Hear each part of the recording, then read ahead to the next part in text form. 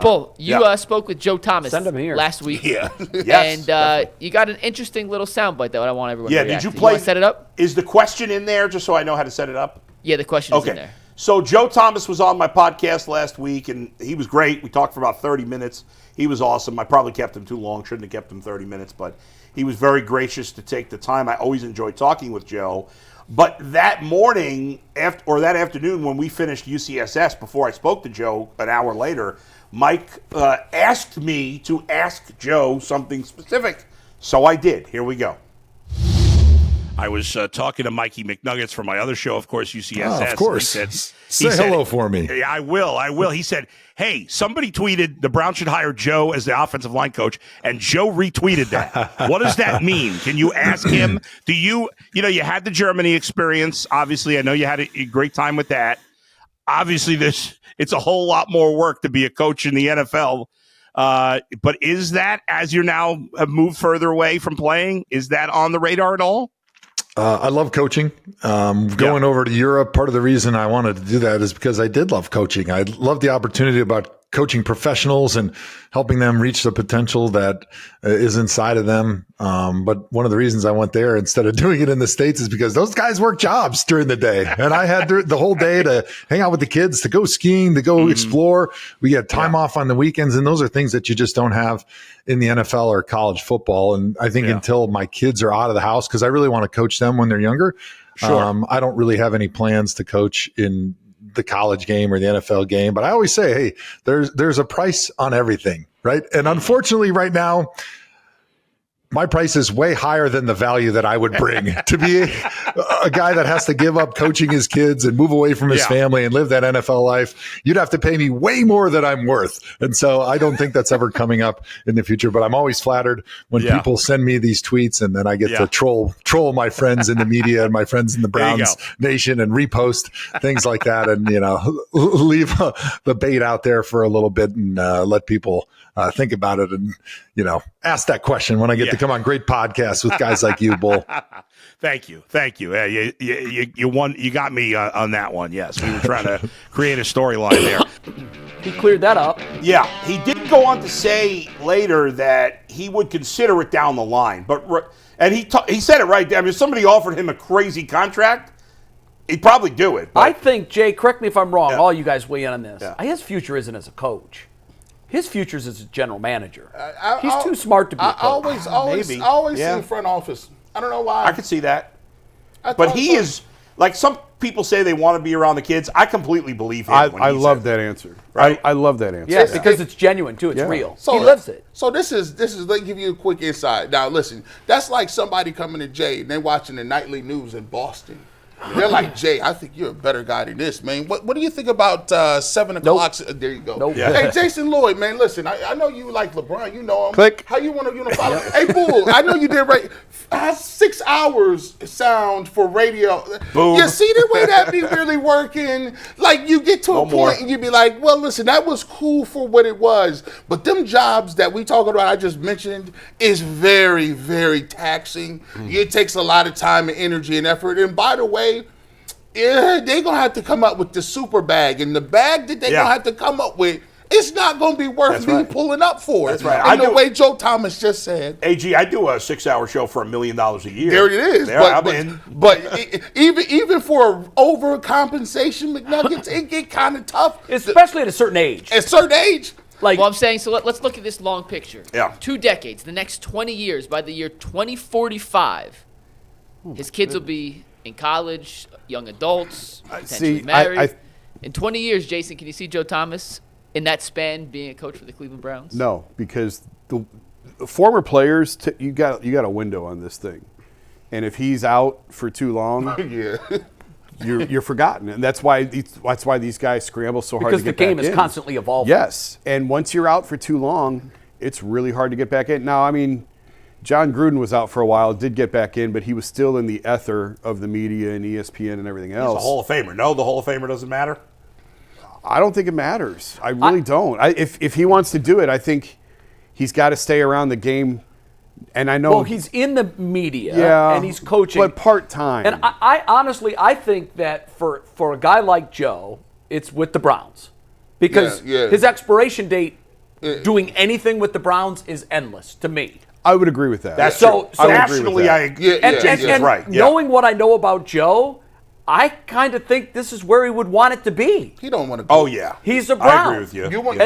you want to be an offensive line coach for the Jaguars or assistant like that? Right. And here's the other thing too. Like for Joe, when we asked him this when he was on our show, one of the previous times, I asked him specifically about general manager, and he also said, "I absolutely have ambitions to do that when I'm done playing dad." Yeah.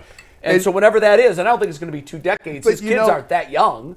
I probably should amend what I said because as you were talking, I'm sitting here thinking about it. DeQuell was out for quite a, and look at DeQuell now. Now DeQuell, but with the Browns. Right. And so I think there's an avenue for him with the Browns whenever he wants it. I think DeQuell's on that track where I believe he wants to go front office. I think I might be wrong on that. Too. And so maybe for Joe, maybe it is because DeQuell was out for quite a while. But because his stature in the organization, but absolutely not Joe Thomas. Right. No, Joe Thomas has top 5 of all time. Maybe 10 years from now, Joe can pick up the phone and tell him, okay, I'm ready. And they're like, all right, well, come on in. Yeah, I think you're right. I mean, Joe's such a... I don't think it would be 2 decades. I think his kids are, 10, teen-ish. Yeah, they're not like 2 somewhere in and that 3, area, I don't think. No. So, there may be a decade from being off to college and to where Joe can say to his wife, you know what, I really want to go try my hand at being a front. I've been offered a 1-year position with the Browns as an assistant to the general manager to see how this thing goes. And y'all got sons. Like them is the best time, the best years. Like I'm going to the cages. You training Corey. Yes. Man, baby bull. Let me tell you something. To your earlier question, I can honestly say I mean this. There is no number out there that you could give me that would make me go to LA and cover LeBron. It 10 doesn't. million. No. Yeah. No? I make a good 10 enough, million? I make a good enough living now. I'm good, man. That's good for you. With the ages of where my kids are, where my family is set up here's now. the thing. I mean, 5 years from now, yeah. Okay. But right now, $30 today, million, take the $10 million. 5 years from now, you can't buy what's coming in the next 5 years. that's exactly it. Jason, I so envy you and Bull. The next 5 years for you guys. Yeah. And for Bull, I think it's a little longer, but the junior high and high school athletic years crazy are I would give if someone asked me, you can go back and relive any 5-year stretch of your life, I think that would be it. Yeah. Not the 18 to 23, although that was nuts. There is a different kind of satisfaction. There is a different kind of energy. Watching him chase his rainbow. Absolutely. This is how pathetic I am. AJ has an hour hitting lesson today where they're calling it bat day. Yeah. And he's going to try out all the different bats and the unloaded bats to see if we need a new bat. And I am can't so wait. excited. Oh, no. I am so excited. And you'll For never 4 get that o'clock. day back. For 4 o'clock. You'll never get it back. He's getting 3 bats. Jason gonna get the identical one and just carry it in his car. Aaron was at a swim meet last weekend at Rocky River, or not this past weekend, but the weekend before. And this other guy I know from baseball goes, "Damn, what happened to your son? He's jacked now." I'm like, Really? He's 11. But then yesterday or the Friday, he says to me, "Hey, Dad, Patrick," his buddy Patrick goes, "Patrick, I am going to want to go to the gym and work out tomorrow." There you go. And I'm like, yes, I love right it. where AJ. Because I do everything. I don't want him to have all the weight problems that I've had, so I'm very conscious of him, his eating. And he and I went with them just because at the gym, you have to be at least to 14 to go by without an adult. Right. So I just kind of supervised, but they were doing weightlifting. Hey, let them They were on foster the that love, elliptical, Bull. the bike. I mean, they were all over the place. If he sticks with swim, he doesn't have to be at an ultra competitive level. Just stick with swim. I know. He so will great be for you. jacked. Oh, he yeah, will be yeah, ripped yeah. and jacked. And discipline. Like the discipline, I always said the 2 sports that most instill individual discipline, I thought for me, were I didn't swim, but I knew a lot of swimmers, swimming and wrestling. Yeah. You're wholly responsible for everything that you put out on that mat. Nobody else. Yep. And if you don't put enough, it's going to show. Yep. And if you put in the work, it's going to show. Yeah. And those are great sports. I saw an awesome video of a 5-year-old girl wrestling against boys, and she was like kicking their ass. And they had good background music. It was really cool. Last thing on Joe Thomas, and then we'll Yeah. move on and talk a little Ohio State and national championship preview. But if Joe Thomas were to decide, let's just say they paid him enough, you think you'd make a good offensive line coach in the NFL? Excellent. Oh, the at best. least. Yeah. Excellent. Not even a question. I think his ceiling on the coaching is a lot higher than an offensive line He'd coach. be a head coach, no doubt. Yeah. Joe Thomas is one of the most personable superstars of all time. Like I don't understand. I don't see people at that high of a level that looks at people the same. Like it is not no fake, no front. Yeah. It's just like he treats regular people and real good. intelligence. And real Right. Real I think intelligence. I don't want to It's- pretend to know him as well. I think you guys probably know him better than I do. Yeah, but not that well. But he's very cerebral. Yep. I think he's a really God. good communicator. Yep. I think he would be great in relating to play. I think he would be a phenomenal coach.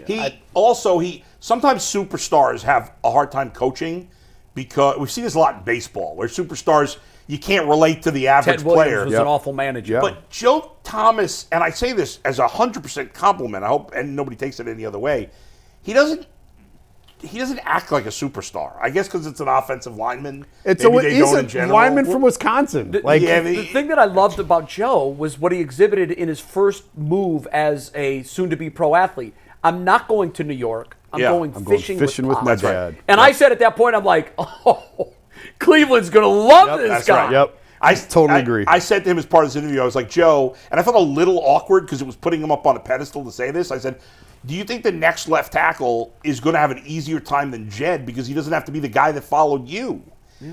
And, he's humble about it, but he did admit, he's like, yeah, there is some pressure, following the guy, but he is very humble. I love him. For a guy I as just great think as he is. He's going to be great at whatever he does. Oh, yeah, absolutely. No matter what. He was great day one. He's the only lineman that they drafted where I was like, oh, yeah, great move. I hate drafting linemen. Yeah. It's a necessity for me. But it's like, you begrudgingly take it. But he was one of the guys that I was just like, oh, that's a great move. And he was just good every year. Drafting linemen is like putting siding on your house. Does nothing for you, No, but it's you worse. need it. It's a roof. Or the roof. Yeah. Because siding, at least you're like, now that looks pretty. All right, fair. But or all new plumbing. Winterized. Yeah. Wait a minute. I What get you mean? nothing out of no this. value. Nobody